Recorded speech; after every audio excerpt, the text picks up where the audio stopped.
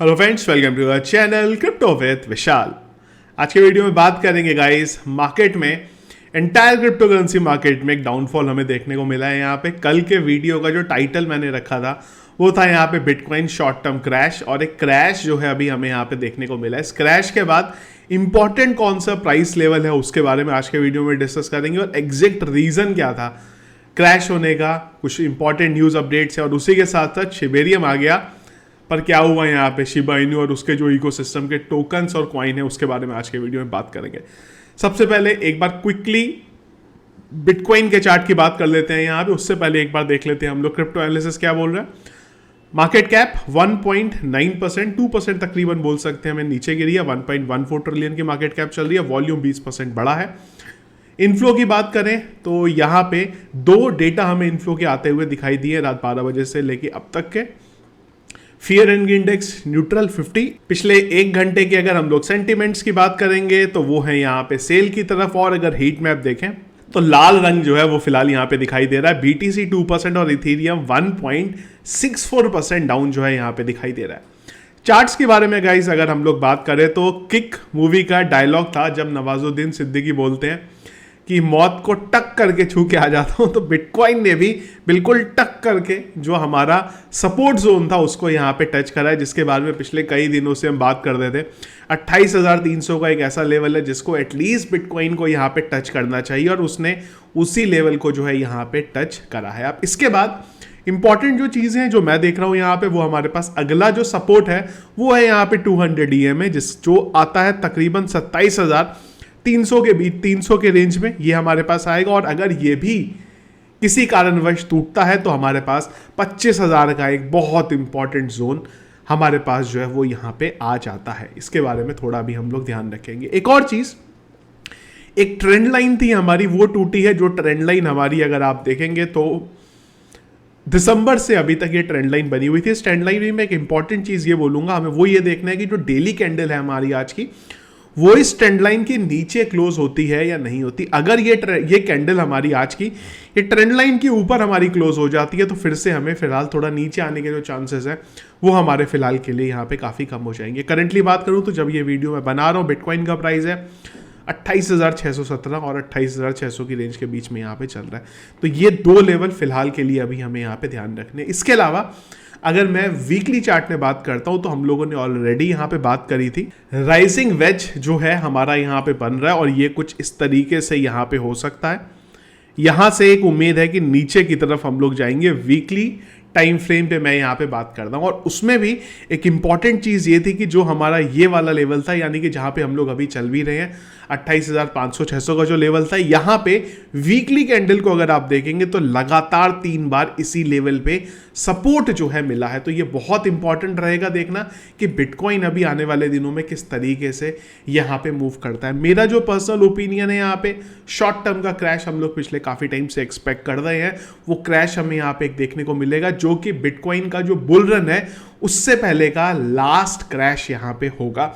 अब इसमें एक चीज़ और भी डिपेंड करेगी, वो डिपेंड करेगी किस तरीके से मार्केट में अपडेट्स आते हैं।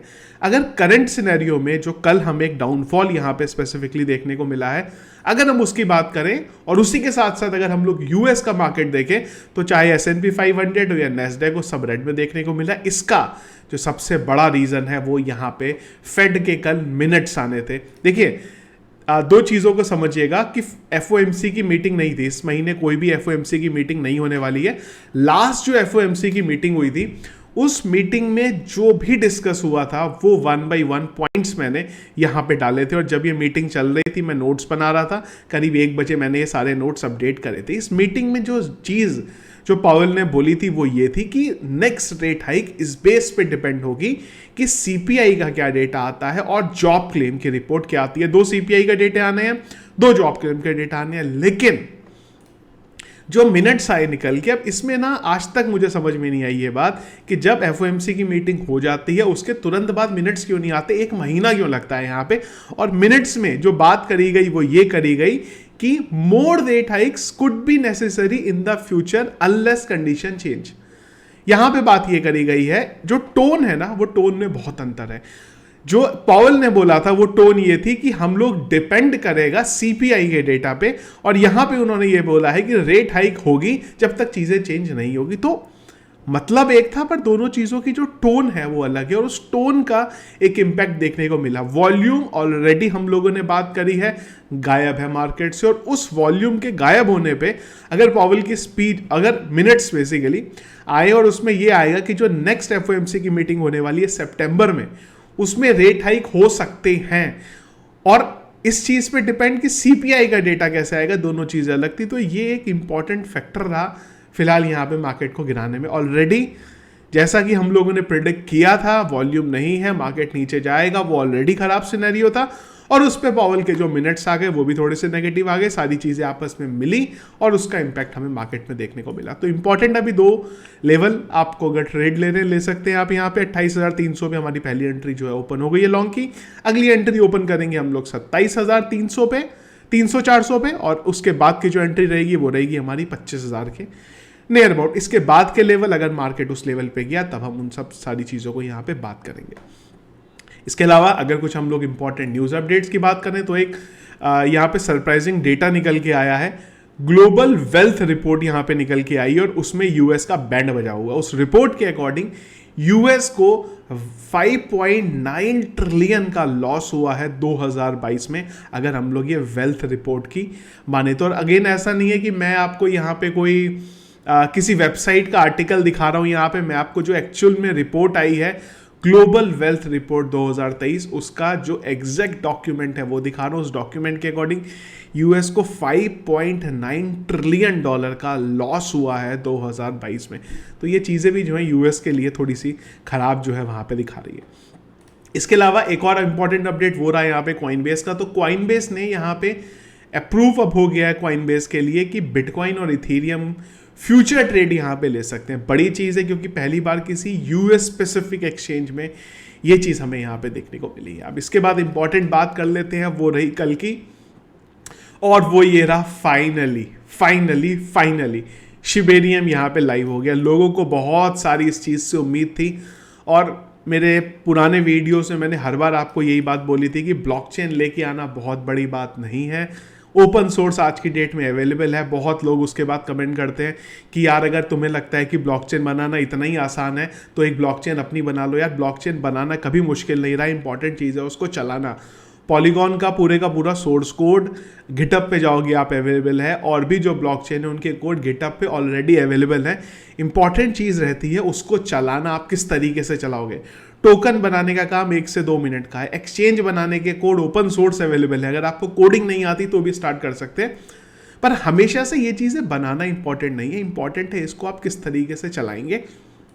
और वही कुछ देखने को मिला यहाँ पे। लोगों को एक्सपेक्टेशन थी कि शिबेरियम के आने के बाद शिबा इनू रॉकेट बनेगा।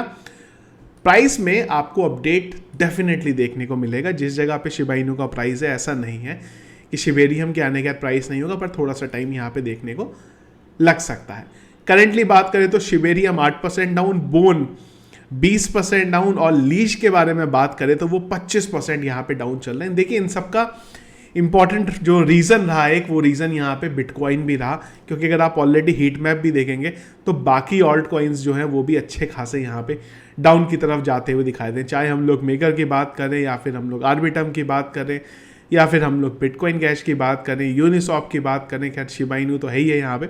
तो ओवरऑल मार्केट पे इस चीज़ का यहाँ पे इम्पैक्ट देखने को मिला है। पर हाँ, जो शिबा इनू के जो टोकन्स हैं उनकी थोड़ी सी बैंड जो है यहाँ पे ज़्यादा जो है मची है। पर अगेन मेरे हिसाब से थोड़ा सा टाइम आप वेट करिएगा। शिबेरियम आया है, एक बार ये आएगा, कंपनी इसको अडॉप्ट करने लगेंगी, अगर इसका यूज़ केस बढ़ेगा तो उसका इम्पैक्ट आपको शिबा इनू के प्राइस पे देखने को मिलेगा। लेकिन फिर से कि शिबा इनू का प्राइस 1 रुपये चला जाएगा, नहीं जाएगा। 97 तकरीबन % की बर्निंग करनी पड़ेगी, जो कि फिलहाल पॉसिबल नहीं है। तो 1 रुपये के सपने मत देखिए। पर हाँ, रियलिस्टिक थोड़ा सा आप सोचेंगे यहाँ पे, वो डिपेंड इस बात पे करेगा कि किस तरीके से शिबेरियम आने के बाद उसका यूज़ केस बढ़ता है या कंपनी उसको अडॉप्ट करती हैं, उस पर थोड़ा डिपेंड करेगा कि शिबा इनू और बोन और लीश का प्राइस फ्यूचर में किस लेवल तक आपका यहाँ पे जा सकता है। तो ये था गाइस अभी तक के अपडेट, रीजंस जो मार्केट को नीचे लेके जा रहे हैं। जो हम लोग पिछले कई दिनों से बात कर रहे थे उसका एक टारगेट हमारा यहाँ पे अचीव हो गया हुआ है। और एक और बात, हम लोग अभी भी इस चीज़ के बारे में बात कर रहे हैं कि शॉर्ट टर्म पे मार्केट किस तरफ जा रहा है, यानी कि मैं अगले 1 महीने 2 महीने की बात कर रहा हूँ। पर अगेन